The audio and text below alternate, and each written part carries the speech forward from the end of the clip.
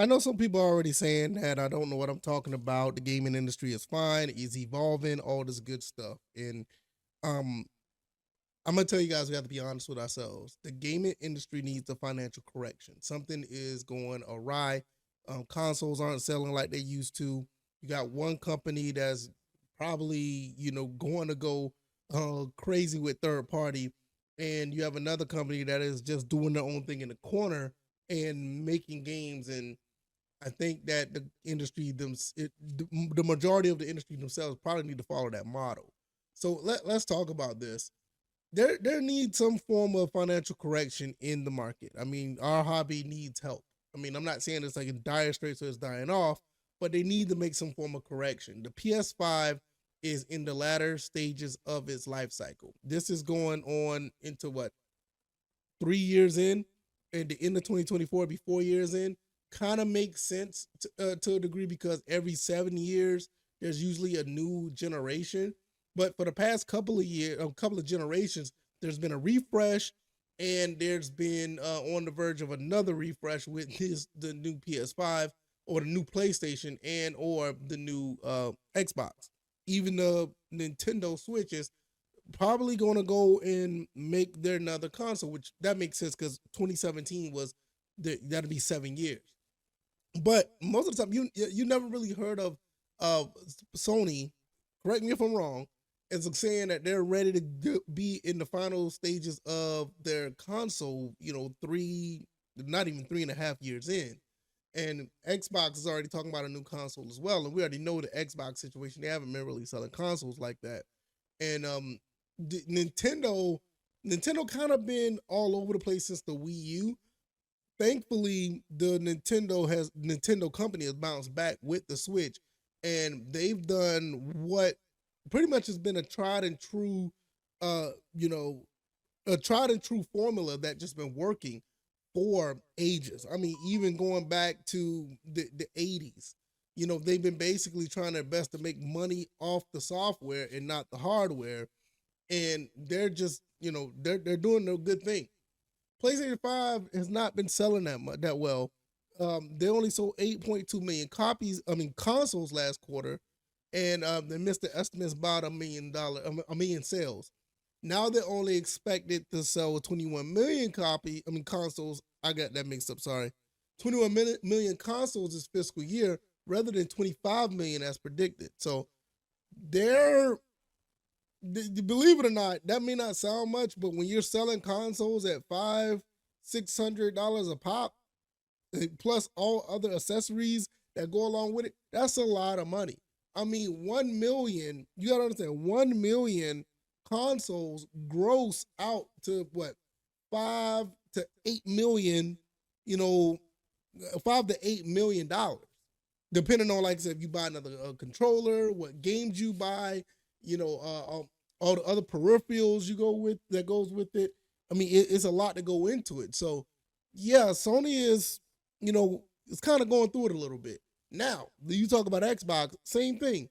Xbox, you just saw the Xbox podcast. They know that they're struggling a little bit, so they're trying to go in and go third party on some of their titles.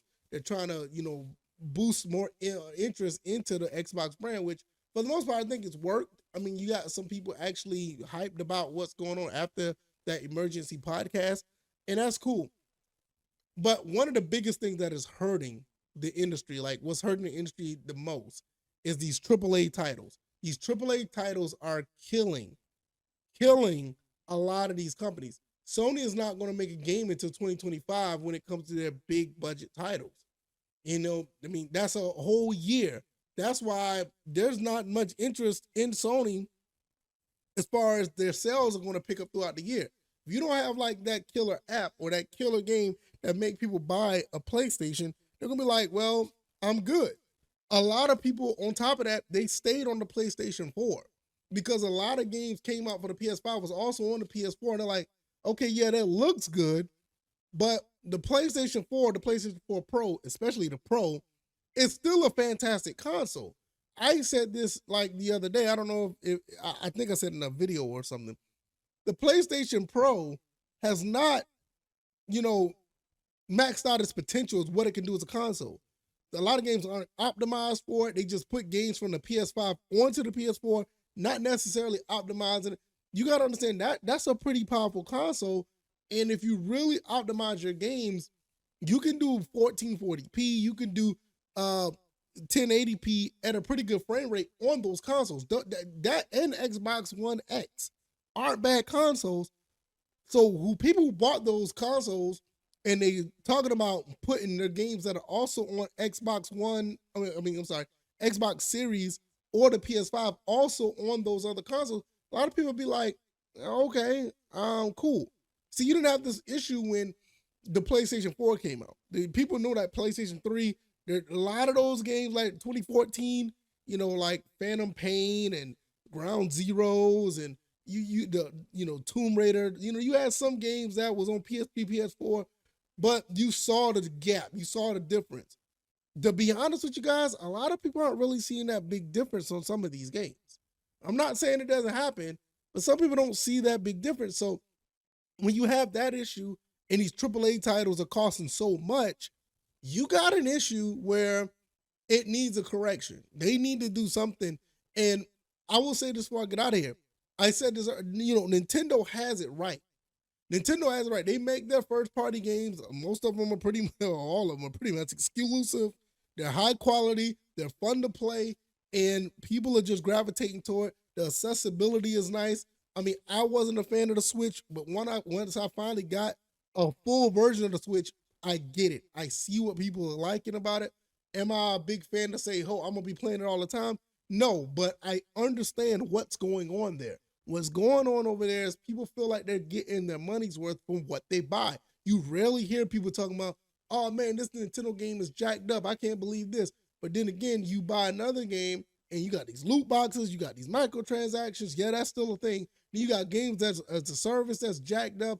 People are playing games for a week or two and not playing them no more, having them, rethink what games that they're going to be playing going forward. Should they spend more money on them?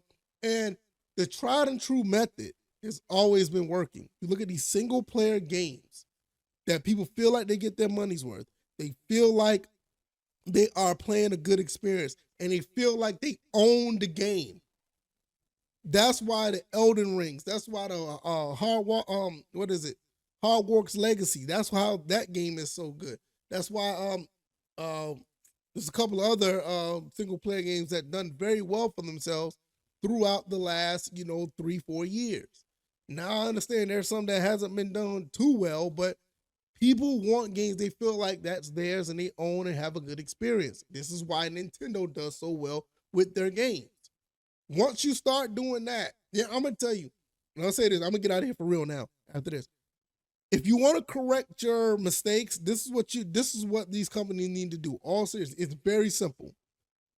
You need to cut the budget on some of these games, make the games fun, make the games feel like the people who are buying them can own these games. Because trust me, it is some psychological deal with some people who buy these games or they get these games through Game Pass and they're like, I don't know, I don't feel like I own this game, so I may not.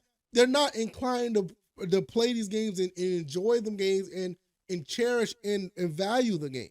That's why you hear a lot of people on Game Pass don't finish their game. Hell, I've been guilty of that. I get a game on Game Pass and I'm like, all right, I had Forza 7 on Game Pass, and then once I bought it and bought all the DLC, I enjoy it because I feel like I own the game at that point. So I'm not saying they're bad services. It's just that people aren't really attaching themselves to that stuff. They're basically feeling like I'm getting a bunch of rental stuff. Why even bother? And don't get me started on the PlayStation Plus, the increase in pricing. That's highway robbery, but I'm not going to talk about that right now. That's ridiculous. But like I said, you make these games high quality, lower your budget, which you can do that. Other companies and other studios have done that. Look at Hi-Fi Rush. You make these games fun for people to play, enjoy themselves. I even think Helldivers is doing good right now, and I don't even know much about it. Maybe it's a live service game. I don't know. But people feel like they're getting their money's worth out of it. Now, like I said, maybe it's an online-only game. I don't know. But you got to make games that keep people interest and don't feel like they're getting swindled and feel like they own these games. You do those three things, you're gonna make money.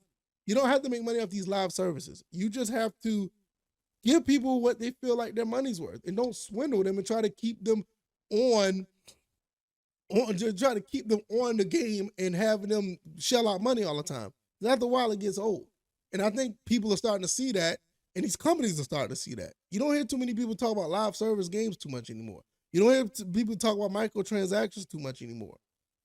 And in some cases, you're going to start hearing about them not talking about big budget AAA titles anymore. These 300, the only company that'll get away with that is Grand Theft Auto. Only company that'll probably get away with it is that. But nevertheless, I'm gonna leave it there. Let me know what you guys think. I've rambled too much. I've said I'm gonna be out of here a few times, and I'm still here talking. But yeah, I'm gonna be out of here, and let me know what you guys think. I'm out. Peace.